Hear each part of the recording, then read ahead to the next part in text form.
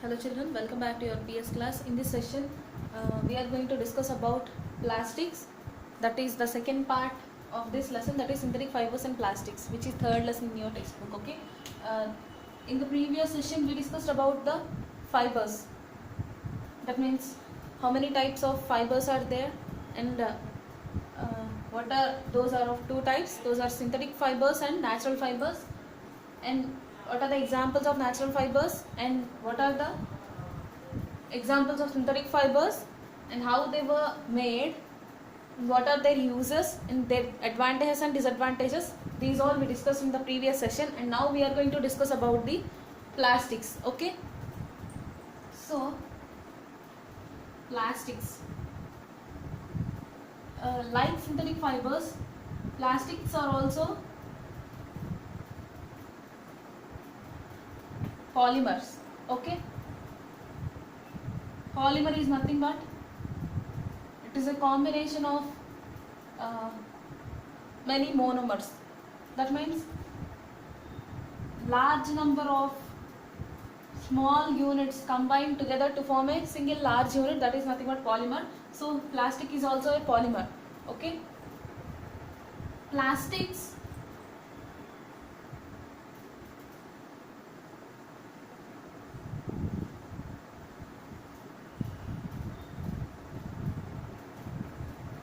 such units, such small units which make this plastic, they can be arranged in different ways in different type of plastic articles. Okay, so what are the different ways of arrangement of units in a plastic article? Those what are the types we are going to discuss now.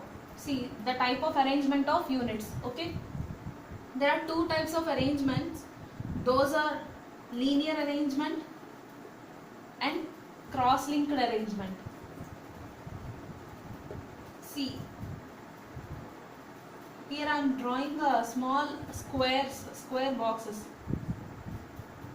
So these are nothing but small units or single units. Okay,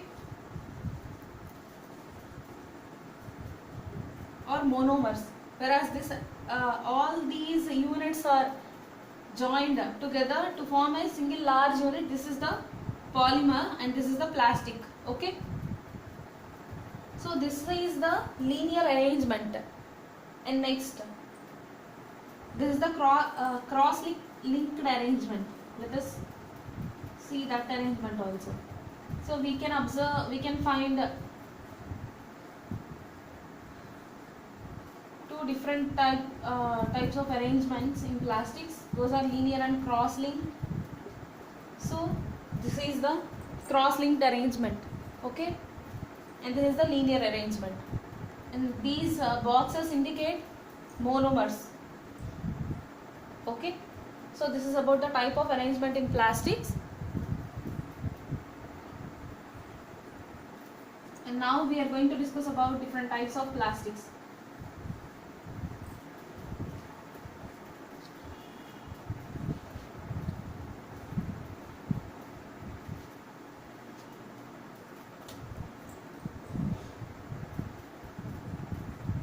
Different types of plastics. Okay, there are two types of plastics. Those are thermoplastic and thermosetting plastic.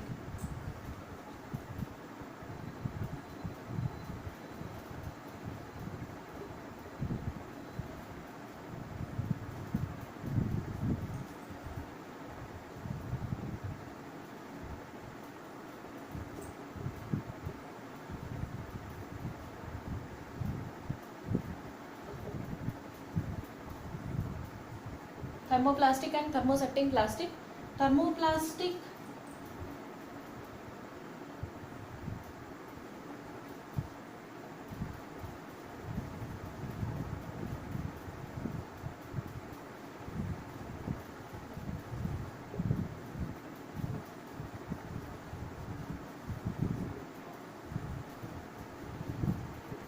these can be deformed on heating.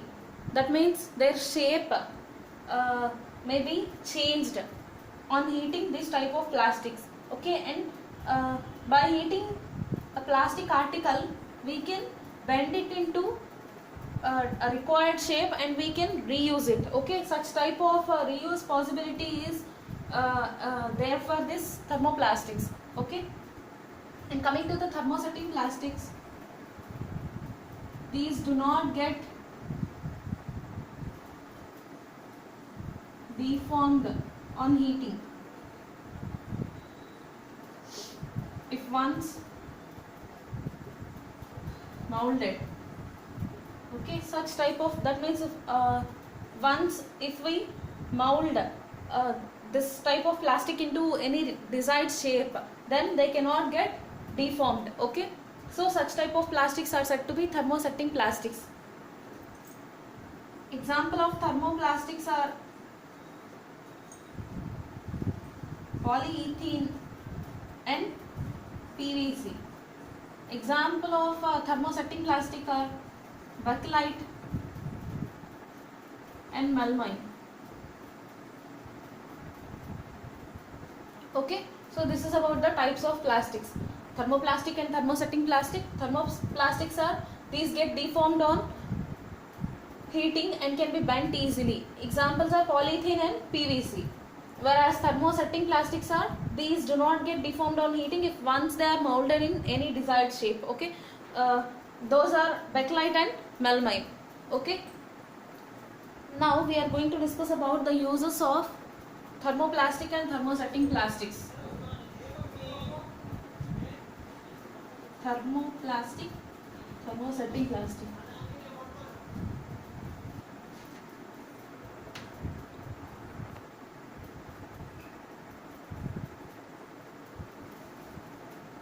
Polyethylene, as the name itself indicates, it is a combination of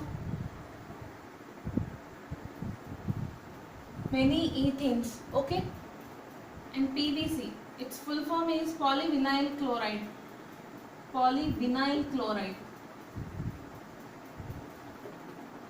Many vinyl chlorides are joined to form this. So polyethylene and polyvinyl chloride, these are the two examples of thermoplastics.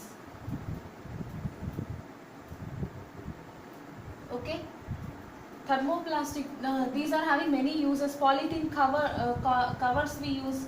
Okay, and PVC pipes.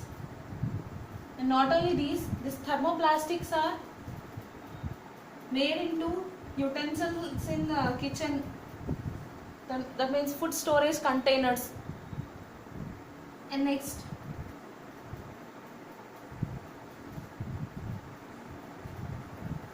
milk packets and many more uses are there. Okay, mugs, buckets.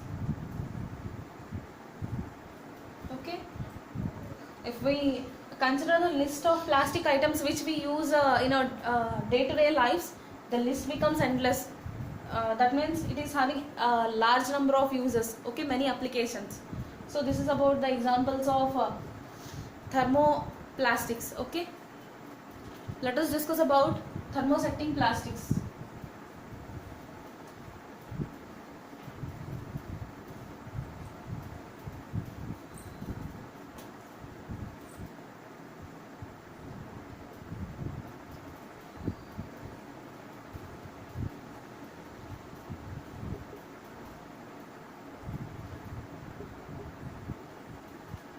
Thermosetting plastic, just now we discussed their examples. They are bakelite and melamine. Bakelite and melamine. This bakelite is a poor conductor of heat. Hence,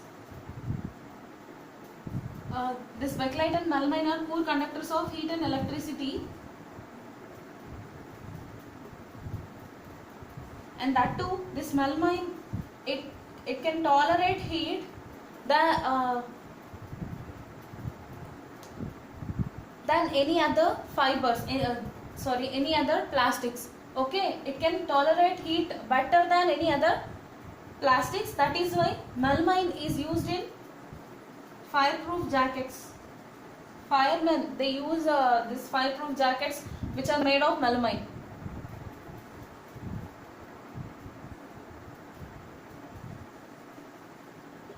Coming to this bakelite, it is a poor conductor of heat, so it is used in kitchenware. That too, in this kitchenware, in the sense the handles of cooker and also many utensils. Okay, their handles are made of this bakelite. Okay, and also it is poor conductor of electricity. Hence, it is used in making switches and the handles of screwdrivers and all the electrical equipment. Their handles are made of this bakelite. Okay, because they are poor conductors of electricity and heat, they can be used in switches, handles of screwdrivers, and also the handles of kitchenware and fireproof jackets, and many more advantages and uses are there for these thermosetting plastics. Okay,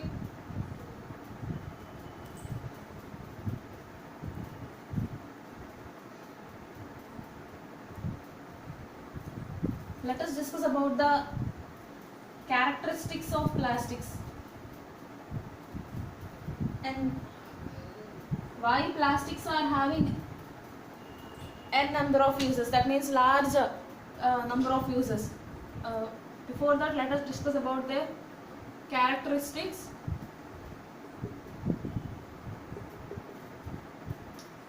They are lightweight, strong and durable.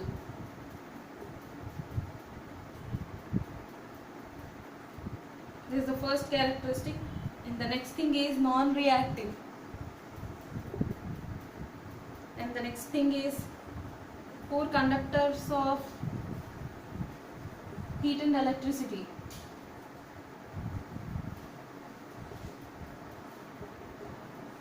So, because of their lightweight, strength and durable nature, plastics are used in making buckets.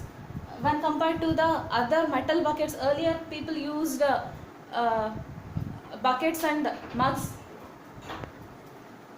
So those buckets are made of plastics. Okay, and next, non-reactive. This nature of plastics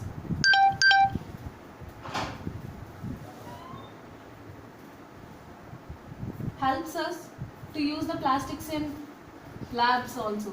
Okay, for storing different chemicals, because they are non-reactive. For suppose, let us consider a plastic chair and a metal chair.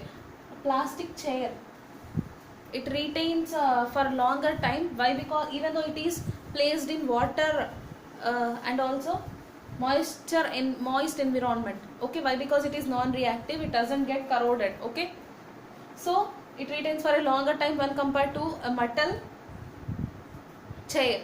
If at all this metal chair is placed in moist environment. Okay, so they are non-reactive. That is why it is used in, it is having a number of uses, along with one important use, that is it is used in making it is used in storing chemicals in labs. Okay, and the last characteristic is poor conductors of heat and electricity. Just now we discussed about this characteristic. So because of this poor conductivity towards heat and electricity, they can be used in making electric switches, switchboards, and also screwdrivers, handles of different electrical equipment, repairing equipment, and also kitchen utensils, the handles of kitchen utensils. Okay,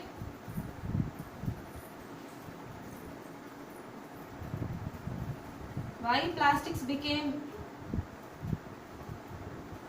popular? Because of their moldable nature. Plastics can be molded in any desired shape, and also they can be colored with different colors. Okay, means any color can be applied to the plastics. So that is this nature made them popular. Okay,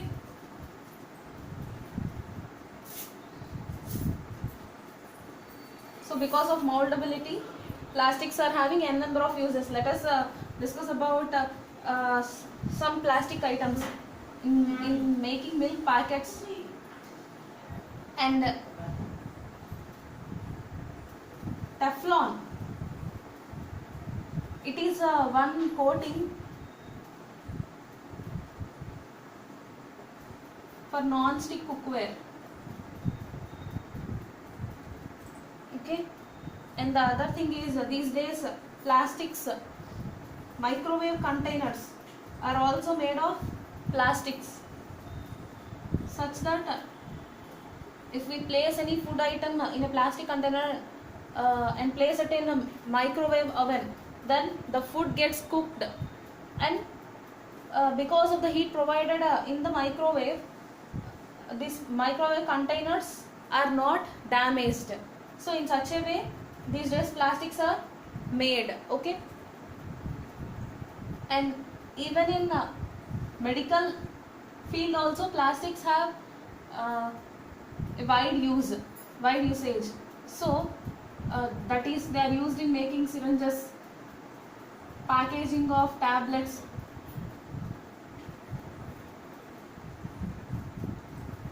and gloves which are used by doctors during operation also.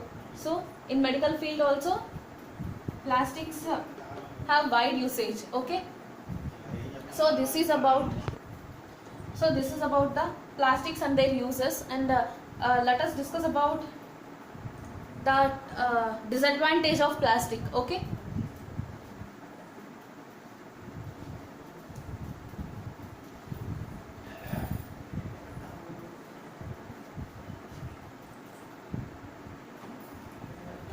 plastics and environment.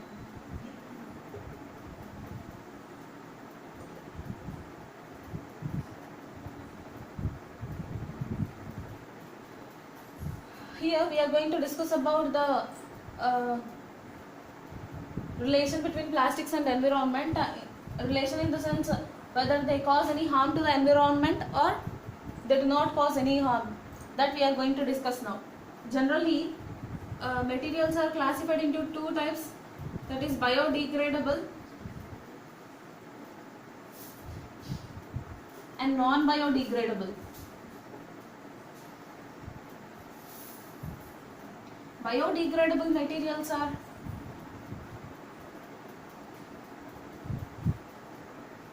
these are degraded by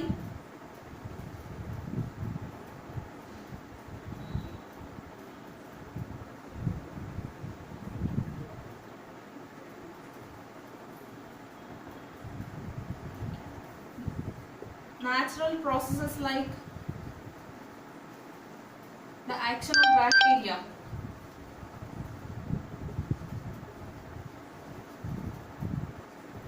Whereas non-biodegradable,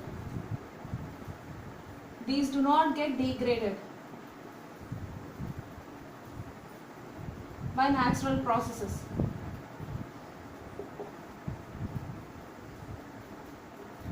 Okay, so depending on this, plastics come under non-biodegradable. So let us discuss about that.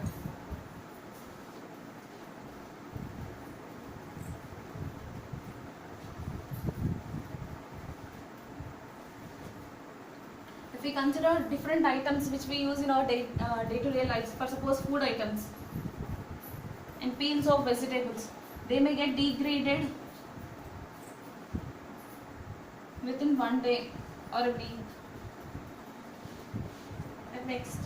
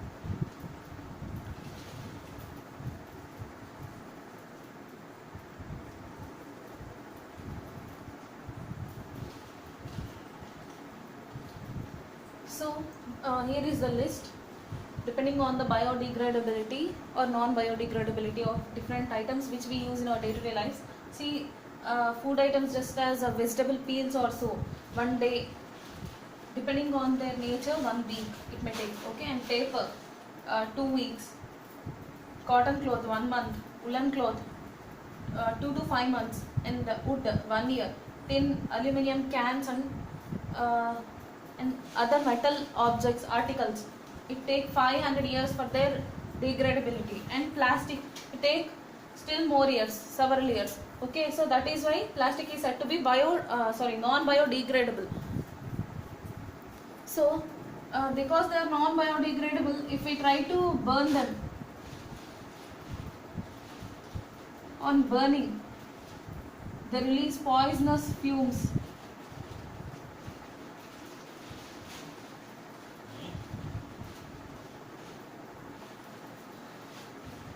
So, and also that means it creates harm to the environment, and also sometimes some food items or this vegetable peels are placed in polythene covers and they are thrown in garbage dumps. At that time, if the animals take them while having the food which is present in that, then this plastic may form as a lining in their digestive system, and also sometimes it may get stuck in their respiratory system. It may lead to choking of the animals, and it may lead to the death of the animals. Okay, so that means it creates a lot of harm to the environment. That is why plastic usage should be reduced by using this 4R principle. What is 4R?